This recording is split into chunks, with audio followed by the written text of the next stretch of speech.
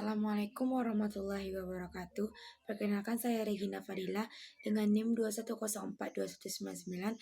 Saya ingin membahas topik mengenai penegakan hukum perdata di Indonesia dengan dosen pengampu Pak Aldri Frinaldi. Baiklah, langsung saja. Yang pertama itu hukum perdata. Hukum perdata sendiri merupakan hukum yang mengatur hubungan antar perseorangan yang memiliki karakter mengatur dengan tujuan melindungi kepentingan individu atau individu interes. Hukum perdata adalah hukum yang mengatur hak dan kepentingan antar individu dalam masyarakat. Tradisi hukum di daratan Eropa mengenal pembagian hukum menjadi dua, yakni hukum publik dan hukum privat atau hukum perdata. Dalam sistem Anglo-Sakson tidak dikenal sebagai pembagian ini. Hukum diartikan sebagai seperangkat kaidah, sementara perdata adalah pengaturan hak, harta benda, dan kaitannya antara individu maupun badan hukum atas dasar logika. Hukum perdata adalah ketentuan yang mengatur hak-hak dan kepentingan antara individu-individu dalam masyarakat. Dalam tradisi hukum di daratan Eropa atau civil law, dikenal pembagian hukum menjadi dua, yakni hukum publik dan hukum privat atau hukum perdata. Dalam sistem Anglo-Sakson atau common law tidak dikenal pembagian semacam ini. Hukum perdata merupakan rangkaian peraturan-peraturan hukum yang mengatur hubungan antar orang yang satu dengan yang lain dengan menitik beratkan kepada kepentingan perseorangan. Contoh dari hukum perdata ini diantaranya masalah warisan, hutang piutang, sengketa tanah, dan lain sebagainya. Di Indonesia, dasar dari hukum perdata ini sendiri adalah hukum Napoleon. Kemudian berdasarkan Statsblad nomor 23 1847 tentang Burgerlich Wetboek for Indonesia atau disingkat BW atau disebut sebagai hukum perdata. Selanjutnya itu penegakan hukum perdata di Indonesia. Hukum perdata populer dengan sebutan hukum privat sebab mengatur kepentingan perseorangan. Keadaan hukum perdata di Indonesia dari dahulu sampai dengan sekarang tidak ada keseragaman atau pluralisme. Setelah bangsa Indonesia merdeka dan sampai saat ini Kitab Undang-Undang Hukum Perdata dikodifikasi tahun 1848 masih tetap dinyatakan berlaku di Indonesia.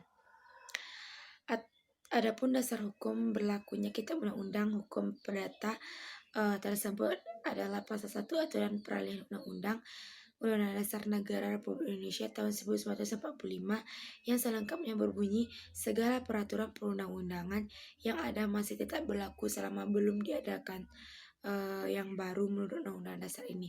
Selain itu, hukum tertulis undang-undang tidak pernah lengkap, jelas, dan tuntas mengatur kehidupan masyarakat, sehingga seringkali tertinggal di belakang perkembangan masyarakat.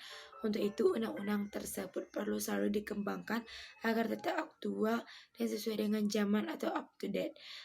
Hukum perdata yang berlaku di Indonesia adalah hukum perdata Barat Belanda yang pada awalnya berinduk pada Kitab Undang-Undang Hukum Perdata yang aslinya berbahasa Belanda atau dikenal Burgerlich Wetboek dan biasa disingkat dengan BW. Sebagai materi BW sudah dicabut berlakunya dan sudah diganti dengan undang-undang.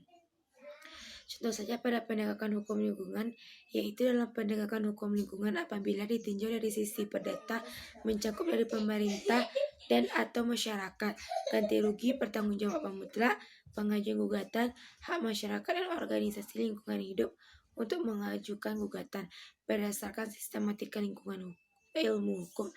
Hukum perdata terbagi menjadi 4 bagian, yaitu hukum perorangan, hukum keluarga, hukum harta kekayaan, dan hukum waris.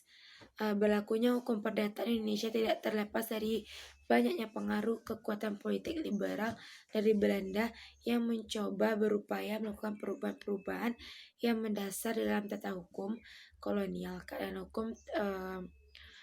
hukum perdata di Indonesia dari dahulu sampai sekarang tidak ada keseragaman atau pluralisme. Setelah bangsa Indonesia merdeka dan sampai saat ini Kitab Undang-Undang Hukum Perdata yang dikodifikasi tahun 1848 masih tetap dinyatakan berlaku di Indonesia. Perwujudan keadilan di Indonesia haruslah didahului dengan kepastian hukum sehingga saat diperlukan hukum acara perdata yang unifikasi atau tidak berlaku terlalu banyak multi interpretasi, yang akhirnya keputusan hakim yang adil dapat ditemukan. Jadi hukum acara perdata yang pluralistik dalam penerapannya di Indonesia banyak timbul hambatan, tidak mencerminkan kepastian hukum dan sangat sulit mewujudkan keadilan, sehingga sangat dibutuhkan satu kesatuan hukum secara perdata atau unifikasi hukum dalam penegakan hukum di Indonesia. Baiklah, hanya itu dapat saya sampaikan. Kalau ada salah dan janggal, saya mohon maaf. Saya sudah dengan wabillahi taufiq wal hidayah. Assalamualaikum warahmatullahi wabarakatuh.